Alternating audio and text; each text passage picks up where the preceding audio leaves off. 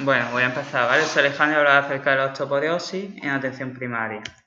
En primer lugar, decir lo que es la osteoporosis, que es una enfermedad que se caracteriza por disminución de la masa ósea, con una alteración en la arquitectura en la que se disminuye la capa cortical y se produce una alteración en la arquitectura de las trabéculas internas, lo que hace que aumente la fragilidad y con ello se produzcan fracturas, aumentando la mortalidad.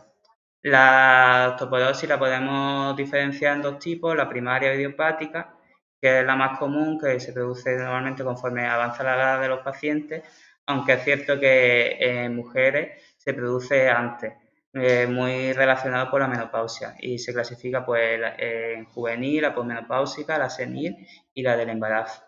En cuanto a la osteoporosis secundaria, pues hay diferentes causas, pueden ser genéticas, como un Ehlers-Danlos, un Marfan, un Turner, o de causa endocrina, como alteraciones hormonales, como un hipertiroidismo, un hipercortisolismo, la diabetes. Otras causas digestivas, como una enfermedad inflamatoria, la celiaquía. Renales, como una enfermedad renal crónica. Hematológicas, como una talasemia o los mielomas, o la leucemia. Reumatológicas, muy importantes, como la artritis reumatoide.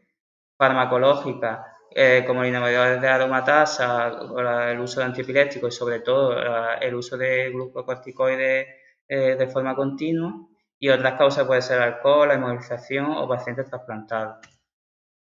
En cuanto a la clínica, decir que la osteoporosis es una enfermedad asintomática hasta que se produce una fractura, que normalmente son de D7 a L2, y es típica esta forma de cuña, que pueden ser asintomáticas o producir un dolor a este nivel en forma de cinturón, que de una duración de 3 a 6 meses, que produce una disminución del tamaño del paciente y un aumento de la cifosis dorsal. Otra fractura que produce también pues, son las fracturas de cadera, que a los 3-6 meses de producirse tiene un 20% más de mortalidad, o fracturas de húmero de antebrazo. Para predecir el riesgo de fractura, pues se realiza tanto con factores clínicos o la densitometría.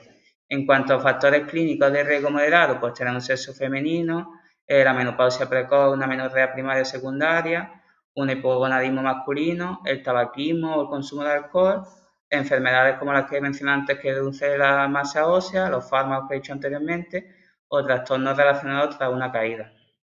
En cuanto a que tener un riesgo elevado, pues tenemos de 65 años, un IMC bajo de menos de 20, antecedentes maternos de fractura de cadera o una fractura previa, o el uso de los glucocorticoides muy importante, o haber tenido más de 2 caídas en el último año.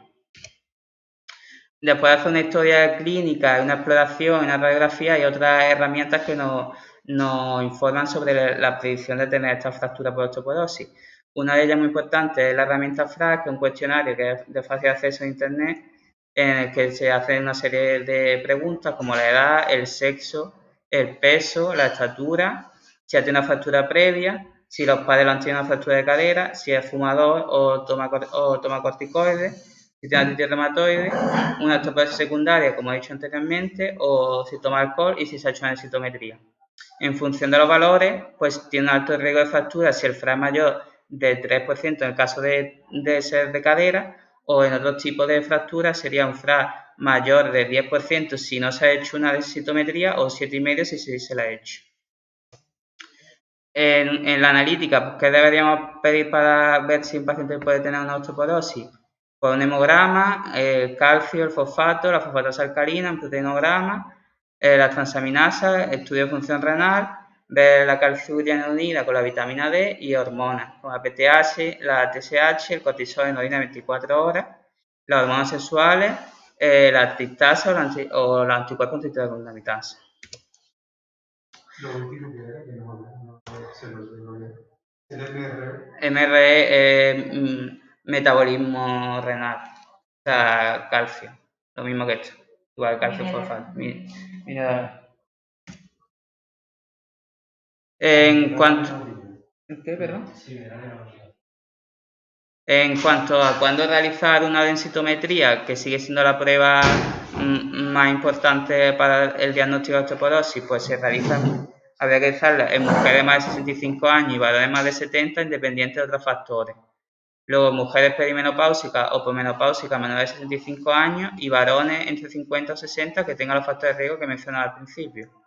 Pacientes más de 50 años con fractura por fragilidad y adultos con antecedentes de fractura osteoporótica o de familia de primer grado a partir de los 50 años, o que tengan el acuñamiento como la imagen anteriormente, o que tenga causa de osteoporosis secundaria. La clasificación del test score, según lo que nos muestre TESA, puede ser normal si es entre -1 y una desviación estándar, no osteopenia si entre -1 y -2 desviaciones estándar, o osteoporosis, que ya sería en caso de -2 desviaciones estándar. Tratamiento, pues el tratamiento está basado en dos tipos de tratamiento. Uno que es no farmacológico en el sentido de que es la ingesta de calcio diario de entre 1000 y 1200 miligramos al día, o la toma de 800 unidades de vitamina D. Y en cuanto a los tratamientos, normalmente se empieza por antirresortivos como bifosfonato, que sirven tanto para la fractura de cadera como las fracturas vertebrales, y entre sus efectos secundarios normalmente son molestias, epigastralgia, reflujo, también producen a veces dolor articular, ¿vale? Y normalmente se empieza con el ácido alendrónico a 70 miligramos a la semana o 10 diarios. ¿Qué pasa? Que por estas molestias muchas veces los pacientes dejan de tomarlo, entonces a veces se pone el ácido zoledrónico, que se pone una vez al año, y es intravenoso. Lo que pasa que cuando se lo pone parece como un cuadro pseudogripal. Otros efectos secundarios que se producen también en pacientes que toman estos fármacos a dosis más elevadas, y sobre todo cuando tienen tumores, pues son la necrosis mandibular y la fractura típica de fémur.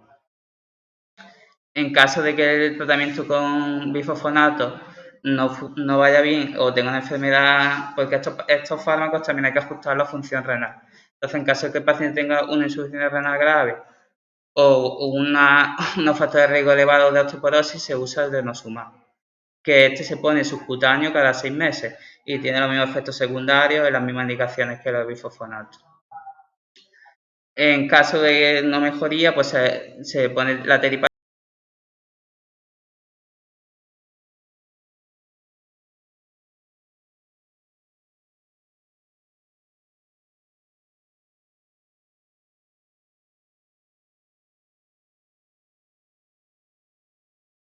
Entonces se usa menos. Ahora hay nuevos estudios que están usando, en caso de que no funcione en ninguna escala, usar la terapia combinada, que sería el uso de antirresortivos, o sea, bifosfonato de denosumab unido a teriparatida, pero todavía no hay estudios y hay muy pocos pacientes que se lo estén usando ahora mismo. Entonces, ¿cuál sería el esquema de tratamiento de la osteoporosis? Pues en primer lugar, los hábitos de vida saludable y aporte adecuado de calcio. En el caso de que tenga fractura por fragilidad en pacientes mayores de 50 años, de cadera o vertebral o otro tipo de fracturas con un score menor de una desviación, pues habría que tratarlo. En caso de que el FRAC o la densitometría muestren que hay en la cadera sea mayor de un 3% o de otra fractura más de un 7,5%, pues también. Y en caso de un test score menor de 2 desviaciones estándar unido a la toma de glucocorticoides o inhibidores de aromatasa o antiandrogénicos, pues habría que valorar los factores de riesgo que mencioné al principio y las cifras que tendría en la densitometría que haríamos para ver si tratamos o no. Luego, ¿cuáles son los objetivos terapéuticos del tratamiento con los bifosfonatos? Pues en primer lugar, que el paciente de 5 años sin fractura, conseguir un test score superior a menos 2 desviaciones estándar y que el FRA sea inferior al inicio del tratamiento, que hemos dicho anteriormente sería un 3% en cadera.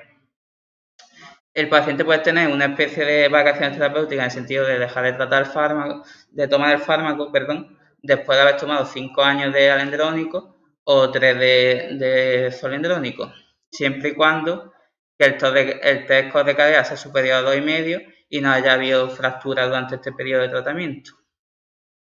Y como vemos en estas vacaciones, cómo monitorizamos si va bien o no. Pues no hay nada establecido, pero normalmente lo que se hace en la práctica clínica es realizar densitometría y ver si tiene una disminución del test score o no. En cuanto al denosumab, pues los objetivos terapéuticos son los mismos, y si es verdad que se puede cambiar a bifosfonato al año o 2 años de estar tomando denosumab, o sea, sería poner zolendrónico una vez al año o el alendrónico 70 semanal, pero si el paciente es intolerante o tiene insuficiencia renal, como he dicho anteriormente, pues se seguiría con denosumab.